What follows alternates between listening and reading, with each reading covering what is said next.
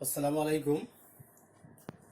Class 7 এর ইতিহাসের ক্লাসে আজ তোমাদের দুজন ভক্তিবাদী সাধক, একজন সাধক একজন সাধিকা মীরাবাই, ভক্তিবাদী সাধিকা মীরাবাই, কবির আর সুফিবাদ নিয়ে আলোচনা করব। গত ক্লাসে আমরা ভক্তিবাদ নিয়ে আলোচনা করেছিলাম এবং ভক্তিবাদ কি, ভক্তিবাদ কথার অর্থ কি, ভক্তিবাদের বৈশিষ্ট্য কি, এই সমস্ত নিয়ে আলোচনা করা হয়েছিল। আর ভক্তিবাদী সাধক হিসেবে গুরু নানক সম্পর্কে বলা হয়েছিল গত ক্লাসে। আজকে ক্লাসে দেখো তোমাদের আলোচনা করব এই ভক্তিবাদী, প্রথমেই দুজন ভক্তিবাদী সাধক, একজন সাধক একজন সাধিকা, মীরাবাই ভক্তিবাদী সাধিকা, কবির ভক্তিবাদী সাধক। আর সুফিবাদ, সুফিবাদ কি, সুফিবাদের বৈশিষ্ট্য কি, সুফিবাদ কয়টি ভাগে বিভক্ত, সুফিবাদী সাধক কারা ছিলেন, সে সম্পর্কে আমরা জানবো আজকে। দেখো, মীরাবাই হলেন একজন ভক্তিবাদী সাধিকা। ষোড়শ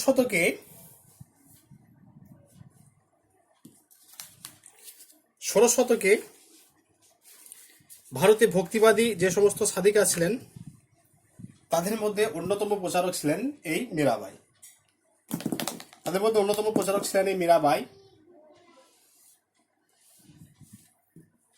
মীরাবাই ছিলেন মেবারের রাজবধূ। মেবার তোমরা জানো, মেবার সম্পর্কে জেনেছ। মেবারে যারা থাকেন তাদের রাজপুত বলা হয়, যারা দুর্ধর্ষ জাতি, বীর যোদ্ধা। তাহলে মেবারের রাজপুত রমণী ছিলেন বা রাজবধূ ছিলেন মীরাবাই। তিনি গৃহ ত্যাগ করে মথুরা এবং বৃন্দাবনে চলে আসেন এবং শ্রীকৃষ্ণের প্রেম ধর্ম তিনি প্রচার করেন। তাহলে মীরাবাই ছিলেন শ্রীকৃষ্ণের প্রেমের পূজারী। তাহলে শ্রীকৃষ্ণের প্রেমের ধর্ম তিনি প্রচার করেন এবং তিনি ব্রজবুলি ভাষায় ভক্তিগীতি রচনা করেছিলেন। তাহলে তিনি ব্রজবুলি ভাষায় তিনি কি করেছিলেন না, ব্রজবুলি ভাষায় তিনি এই ভক্তিবাদী যে গান, সেই গানগুলো তিনি রচনা করেছিলেন। তাহলে এগুলি মীরার ভজন নামে পরিচিত। তাহলে মীরার ভজন কি, তোমাদের প্রশ্ন আছে যে মীরার ভজন কি?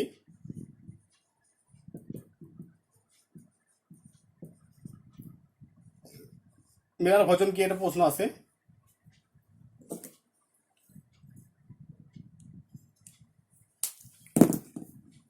দেখো তাহলে কি হবে, মীরাবাই ছিলেন শ্রীকৃষ্ণের পূজারী। তাহলে শ্রীকৃষ্ণকে লাভ করার জন্য, শ্রীকৃষ্ণকে পাওয়ার জন্য মীরাবাই ব্রজবুলি ভাষায় যে সমস্ত,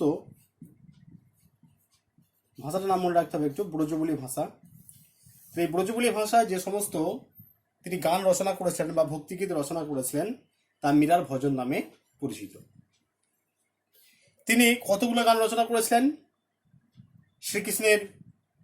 শ্রীকৃষ্ণের উদ্দেশ্যে বা শ্রীকৃষ্ণের জন্য প্রায় 500টার বেশি তিনি গান রচনা করেছিলেন এই শ্রীকৃষ্ণের উদ্দেশ্যে। সেরকম একটা গান দেখো এখানে দেওয়া আছে তোমাদের বইয়ে, মেরা তো গিরিধর গোপাল দুসরা না কই, যাকে শির মোর মুকুট মেরা প্রতি সই। তাহলে এর বঙ্গানুবাদ কি? আমার প্রভু গিরিধর গোপাল। তাহলে গোপাল বলতে শ্রীকৃষ্ণের ছোটবেলায় নাম ছিল গোপাল। তাহলে আমার প্রভু গিরিধর গোপাল ছাড়া আর কেউ নয়, যার মাথায় ময়ূরের পাখার মুকুট, তিনি যে আমার পতি। এখানে পতি মানে স্বামী নয়, এখানে পতি মানে প্রভু। পতি এখানে প্রভু অর্থে ব্যবহার করা হয়েছে। তাহলে কি বলছেন যে মেরা তো গিরিধর গোপাল দুসরা না কই, আমার প্রভু গিরিধর গোপাল। গোপাল বলতে এখানে শ্রীকৃষ্ণের আরেক নাম গোপাল। শ্রীকৃষ্ণ ছাড়া আর কেউ নয়, এবং যার শিরে, যার মাথায় ময়ূরের পাখার মুকুট, তিনি যে আমার পতি। এখানে পতিটা স্বামী নয়, এখানে পতি মানে প্রভু অর্থে ব্যবহার করা হয়েছে এই পতি শব্দটা।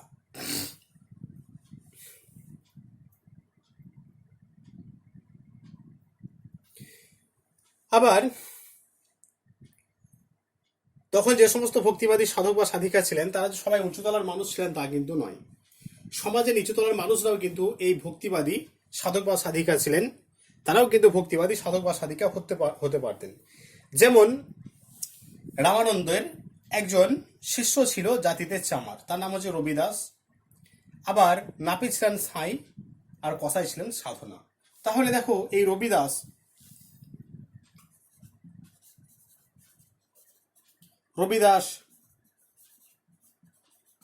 সাধনা এবং সাই এই যে এদের যে তিনজনের নাম বলা হলো, এরা কিন্তু কেউ সমাজের উঁচু তলার মানুষ ছিলেন না, এরা সমাজের নিচু তলার মানুষ ছিলেন এবং অস্পৃশ্য মানুষ ছিলেন এরা।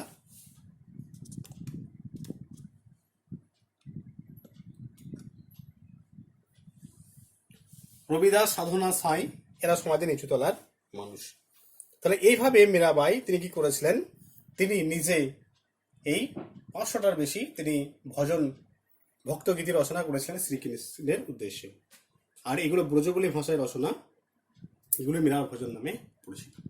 নেক্সট আমরা আলোচনা করব কবির সম্বন্ধে। এরপর আমরা আলোচনা করব কবির।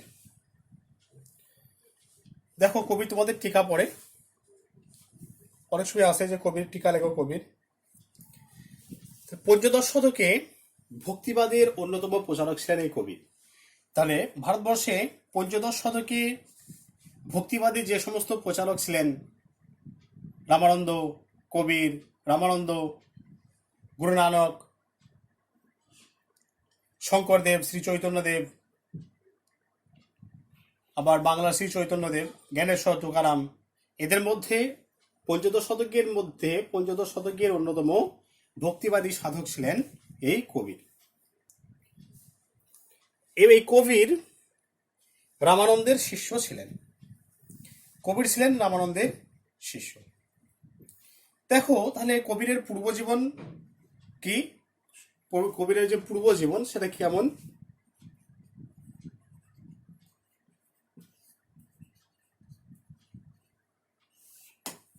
পূর্বজীবন,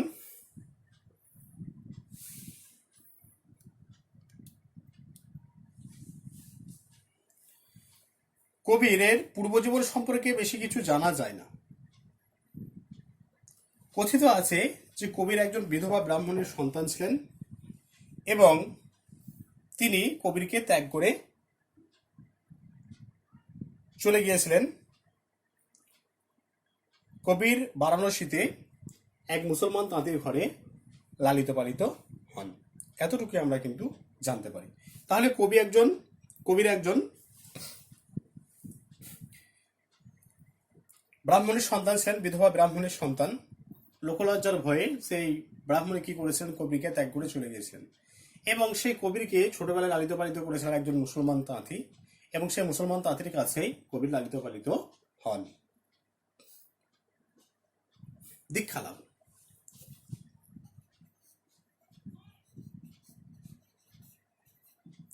কবির কার কাছে দীক্ষা লাভ করেছিলেন? কবির ছিলেন রামানন্দ, রামানন্দের কাছে কবির দীক্ষা নিয়েছিলেন। তাহলে কবির ছিলেন কার শিষ্য? না, কবির ছিলেন রামানন্দের শিষ্য। কবিরের গুরুর নাম কি? কবিরের গুরুর নাম হলেন রামানন্দ। কবিরের গুরুর নাম হলো রামানন্দ। কবির অন্যতম ভক্তিবাদী সাধক রামানন্দের কাছে দীক্ষা নিয়েছিলেন। এরপর আমরা জানবো যে কবিরের ধর্মমত সম্পর্কে কি জানো। কবিরের যে ধর্মমত, তিনি কি ধর্মর ব্যাপারে তার কি মতামত বা ধর্মমত সম্পর্কে তিনি কি জানতেন বা তিনি কি বলতেন। ধর্মমত, দেখো কবিরের যে ধর্মমত, সেই ধর্মমতের মূল বিষয়বস্তুগুলো কিন্তু যদি আমরা বিশ্লেষণ করি তাহলে বলবো যে কবির মনে করতেন যে সব ধর্মই সমান। কবির মনে করতেন সব ধর্মই সমান, অর্থাৎ কবিরের কাছে সমস্ত ধর্মই কিন্তু এক বলে বিবেচিত হতো। এটা 1 নম্বর দিক। 2 নম্বর হলো কবিরের কাছে ঈশ্বর লাভের একমাত্র মাধ্যম হলো ভক্তি, অর্থাৎ কবির মনে করতেন যে ভক্তির দ্বারাই ঈশ্বর লাভ সম্ভব। ভক্তি ব্যতিরেকে ঈশ্বর লাভ কখনোই সম্ভব নয় এবং ভক্তির দ্বারা অন্তরে যদি ভক্তি থাকে তাহলে খুব সহজেই কিন্তু ঈশ্বর লাভ করা যায়।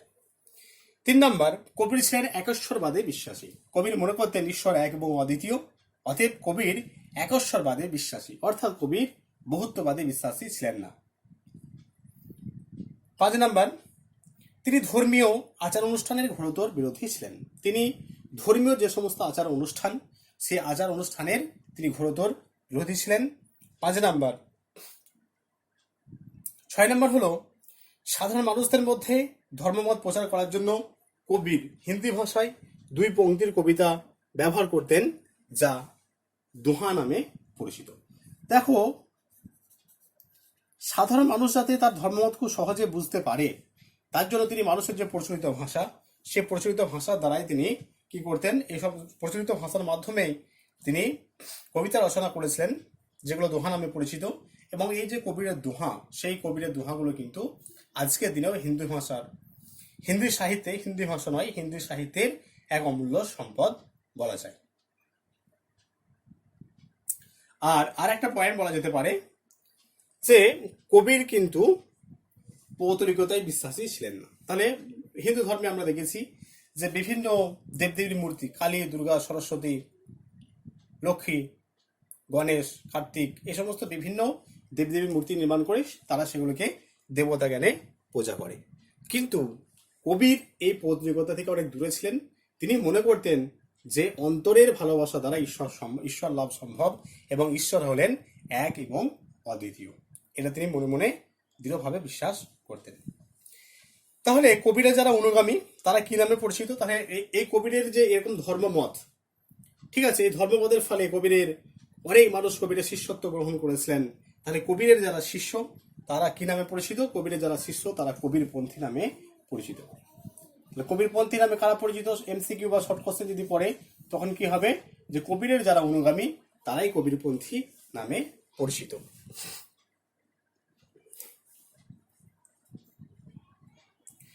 এরপর আমরা জানবো, তাহলে তোমাদের এই ভক্তিবাদের এখান পর্যন্ত আলোচনা করা আছে, আবার মাঝে সুফিবাদ আলোচনা করা আছে। সুফিবাদ আলোচনা করার পরে তারপর আবার দেখো আছে সুফিবাদ। সুফিবাদের পরে আবার আর একটা নতুন জিনিস দেওয়া আছে, যেটা হলো বাংলায় ভক্তিবাদী সাধক হিসেবে শ্রী চৈতন্যদেব এবং বাংলায় ভক্তিবাদ। এরপর আমরা কিন্তু আলোচনা করব সুফিবাদ নিয়ে।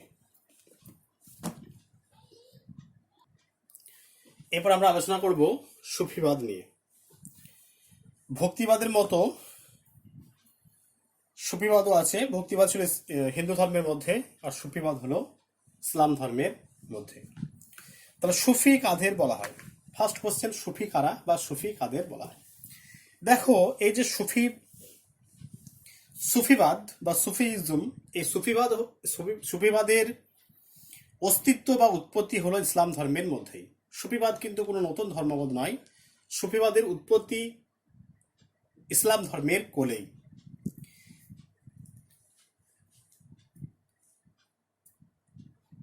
মধ্যযুগে ভারতবর্ষে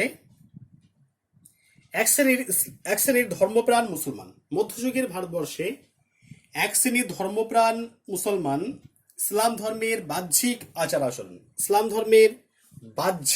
আচার আচরণ,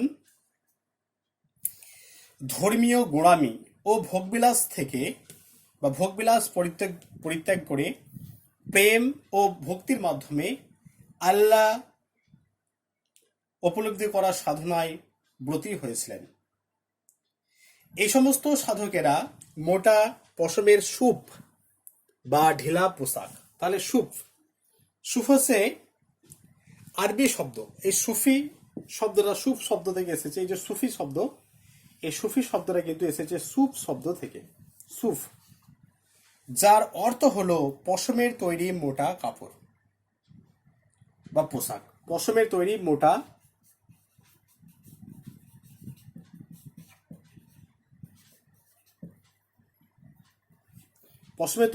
পোশাক।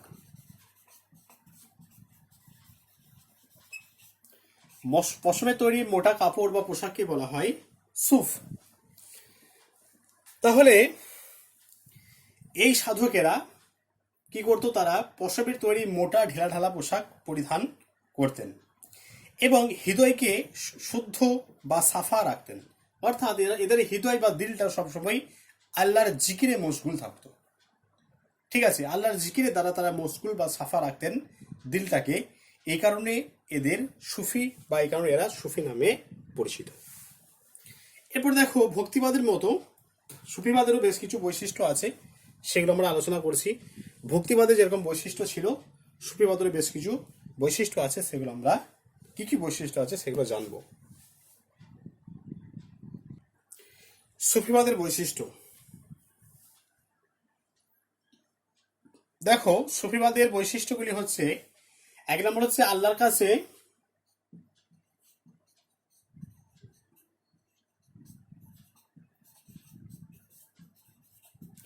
আল্লাহর কাছে সম্পূর্ণ আত্মসমর্পণ।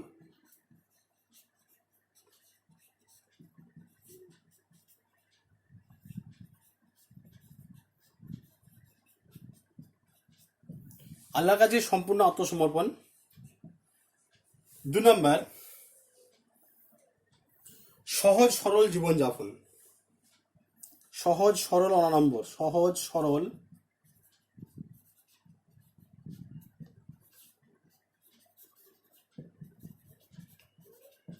সহজ সরল 9 নম্বর জীবনযাপন।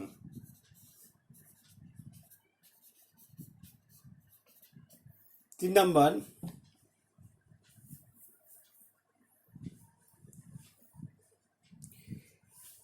একেশ্বরবাদে বিশ্বাস। ঈশ্বর এক এবং অদ্বিতীয় এই তত্ত্বে বিশ্বাস। একেশ্বরবাদে বিশ্বাস।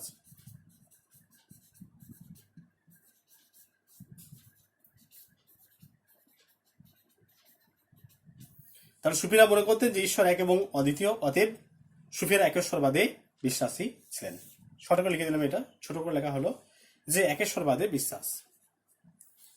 4 নম্বর,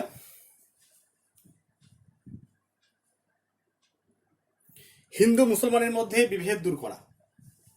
হিন্দু মুসলমানের মধ্যে বিভেদ দূর করে সম্প্রীতি গড়ে তোলা। হিন্দু মুসলমানের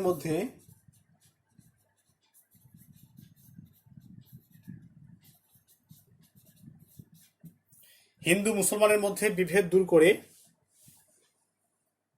সম্প্রীতি গড়ে তোলা।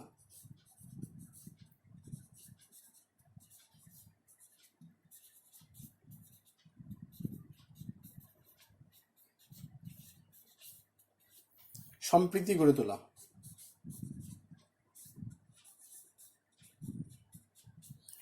হিন্দু মুসলমানের মধ্যে বিভেদ দূর করে সম্প্রীতি গড়ে তোলা। দেখো শেষের পয়েন্টটা একটু নিচের দিকে হয়ে গেছে, তাহলে পয়েন্টগুলো দেখে নাও একটু। 1 হচ্ছে আল্লাহর কাছে সম্পূর্ণ আত্মসমর্পণ।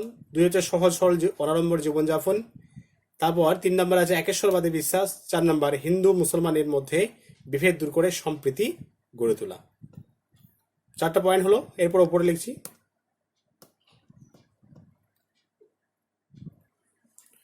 সুফিরা পৌতলিকতার বিরোধী ছিলেন। সুফিরা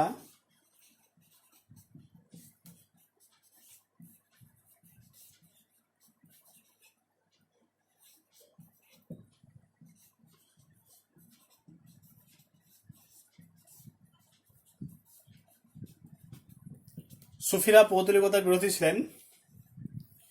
6 নম্বর,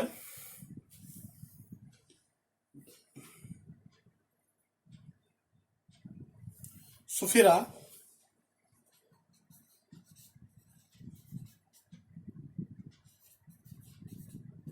হজ,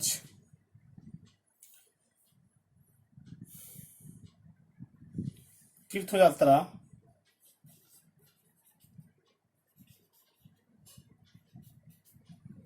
নামাজ, হজ, তীর্থযাত্রা, নামাজ, রোজা, তাহলে হজ, তীর্থযাত্রা, নামাজ, রোজা, এই সমস্ত প্রথা বা এগুলি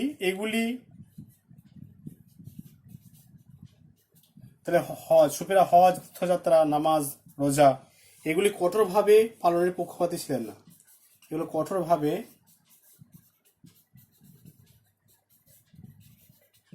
পালনের পক্ষপাতী ছিলেন না।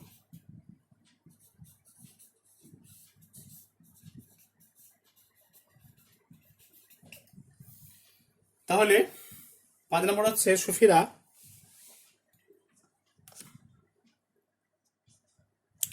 সুফিরা পৌতলিকতার বিরোধী ছিলেন। আর 6 নম্বর, সুফিরা হজ, তীর্থযাত্রা, নামাজ, রোজা এগুলি কঠোরভাবে পালনের পক্ষপাতী ছিলেন না।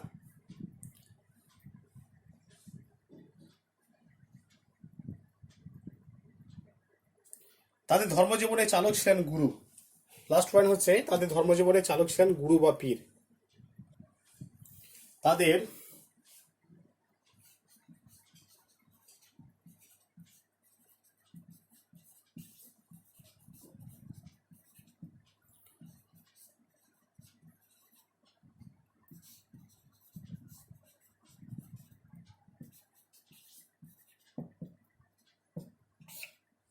দেখো, সুফিবাদের গুরুকে বলা হয় পীর। তাদের বলতে এখানে সুফিদের ধর্মজীবনে চালক ছিলেন পীর। পীর পীর হচ্ছে গুরু, গুরুকে সুফিবাদে বলা হয় পীর। তাহলে এই সমস্ত বৈশিষ্ট্যগুলো ছিল সুফিবাদের, এই সমস্ত বৈশিষ্ট্যগুলো আমরা খুঁজে পাই।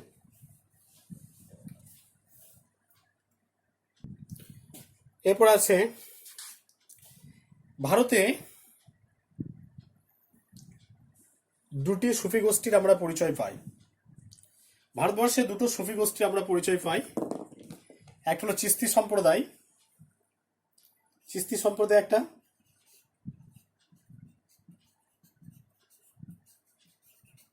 আর সোহরাবর্দী সম্প্রদায়।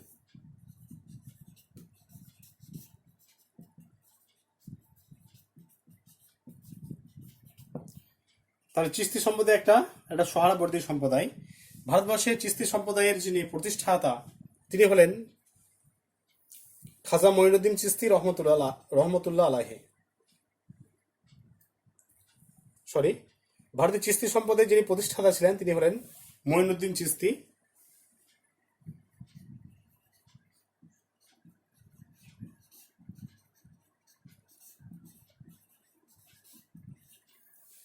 মঈনুদ্দিন চিস্তি তিনি চিস্তি সম্প্রদায়ের প্রতিষ্ঠাতা ছিলেন, কিন্তু খাজা মঈনুদ্দিন চিস্তি রহমতুল্লাহ আলাইহি ছিলেন একজন শ্রেষ্ঠ আউলিয়া বা শ্রেষ্ঠ সুফিবাদী সাধক এই চিস্তি সম্প্রদায়ের।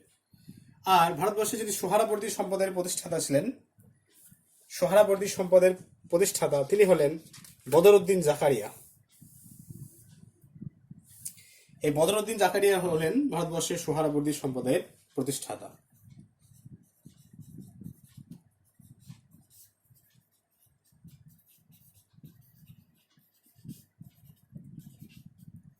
বদরউদ্দিন জাকারিয়া হলেন ভারতে এই সোহরাবর্দী সম্প্রদায়ের প্রতিষ্ঠাতা। দেখো, এই চিস্তি এবং সোহরাবর্দী এই দুটো সম্প্রদায়ের মধ্যে আমরা বেশ কিছু বৈশিষ্ট্য খুঁজে পাই। বেশ কিছু পার্থক্য আমরা খুঁজে পাই। চিস্তি সাধক যারা ছিলেন তারা রাজনীতি এবং রাজদরবার থেকে নিজেদের সরিয়ে রাখতেন। রাজনীতি এবং রাজদরবার থেকে চিস্তি সম্প্রদায়ের যারা ছিলেন তারা সরিয়ে রাখতেন, এবং তারা ভাবতেন কি যে রাজ্য পরিচালনায় যদি তারা জড়িয়ে পড়ে তাহলে ঈশ্বর যে আরাধনা বা আল্লাহর যে সাধনা সেই সাধনা বিঘ্নিত ঘটবে। আর সোহরাবর্দী সম্প্রদায়ের যারা প্রতিষ্ঠাতা ছিলেন বা সোহরাবর্দী যারা সাধক ছিলেন সোহরাবর্দী সম্প্রদায়ের, তারা দারিদ্র্যের বদলে আরামায়েশের জিন্দিগিকে তারা বেছে নিয়েছিলেন, এবং তারা সুলতান বা রাজাদের কাছ থেকে বিভিন্ন ধরনের উপহার তারা গ্রহণ করতেন, এবং তারা নিজেদের জীবনকে যথেষ্ট আরামায়েশে কাটিয়ে দিতেন। চিস্তিরা রাজনীতি এবং শাসকবর্গের সান্নিধ্য থেকে দূরে থাকতেন বা বর্জন করে চলতেন, কিন্তু সোহরাবর্দী সম্প্রদায় যারা ছিলেন তারা রাষ্ট্রের অধীনে এবং উচ্চ যে সমস্ত পদ সেই পদগুলো তারা গ্রহণ করতেন। এই পার্থক্যগুলো আছে।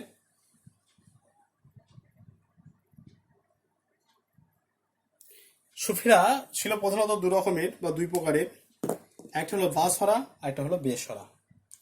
বাসরা আর বেসরা, বাসরা আর একটা হলো বেসরা। ঠিক আছে, একটা বাসরা একটা বেসরা। তাহলে বাসরা কারা? না, যে সমস্ত সুফি সাধক ইসলামীয় নিয়মকানুন পুঙ্খানুপুঙ্খভাবে মেনে চলতেন তারা বাসরা নামে পরিচিত।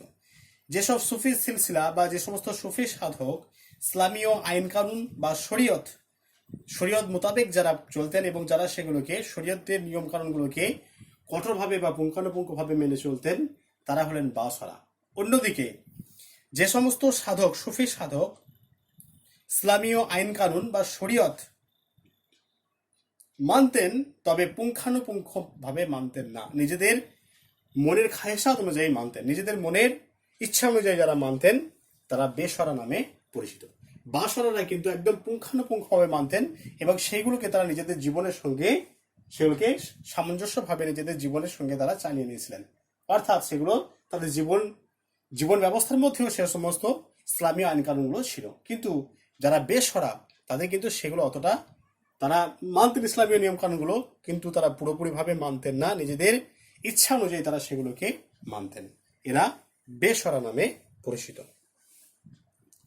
এবার আমরা দেখব যে ভারতের সুফি আন্দোলনের সামাজিক প্রভাব কি ছিল। ভারতবর্ষের যে সুফি আন্দোলন, সেই সুফি আন্দোলনের সামাজিক প্রভাব কেমন ছিল।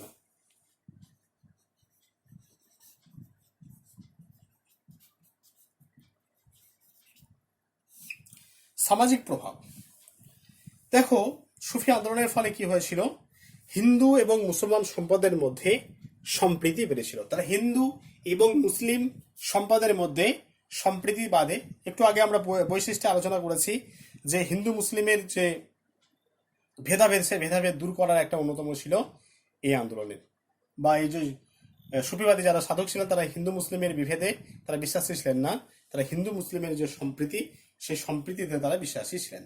তাহলে এই সুফি আন্দোলনের ফলে হিন্দু এবং মুসলমানদের মধ্যে একটা সৌভ্রাতৃত্ববোধ বা সম্প্রীতি গড়ে ওঠে। 2 নম্বর কি, ইসলাম ধর্মের ভারতীয়করণ ঘটতে থাকে, অর্থাৎ এর আগে ইসলামকে তারা বাইরের বলে মনে করতো, অর্থাৎ ভারতীয়করণ ঘটেনি, কিন্তু এই সুফিবাদের ফলে ইসলাম ধর্মের ভারতীয়করণ ঘটেছিল।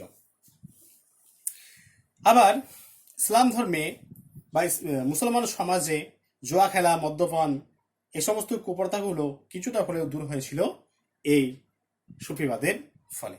4 নম্বর, অনেক মুসলমান শাসক এবং অভিজাত তাদের ধর্মীয় গোলামি পরিত্যাগ করে ধর্মীয় উদারতার নীতি গ্রহণ করেছিল, যার পেছনে অবদান ছিল এই সুফিবাদের।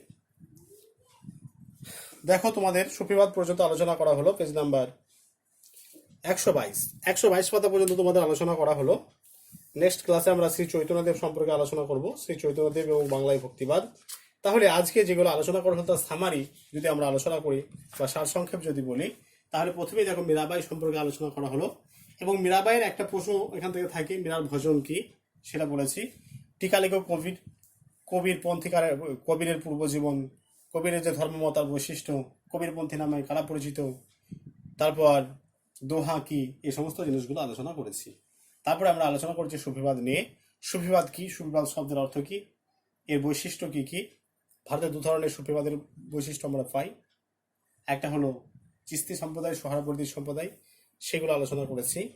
আর বাসরা বেসরা সম্পর্কে আলোচনা করেছি। একটা জিনিস বাদ গেল, পীর এবং মুরিদ। এটা শর্ট কোশ্চেন আছে, পীর আর মুরিদ। দেখো, সুফিবাদে গুরুকে বলা হয় পীর, সুফিবাদে গুরুকে বলা হয় পীর আর শিষ্যকে বলা হয় মুরিদ। ঠিক আছে, তাহলে সুফিবাদে গুরুকে বলা হয় পীর আর শিষ্যকে বলা হয় মুরিদ। এখানে পর্যন্ত তোমাদের আলোচনা করা হলো।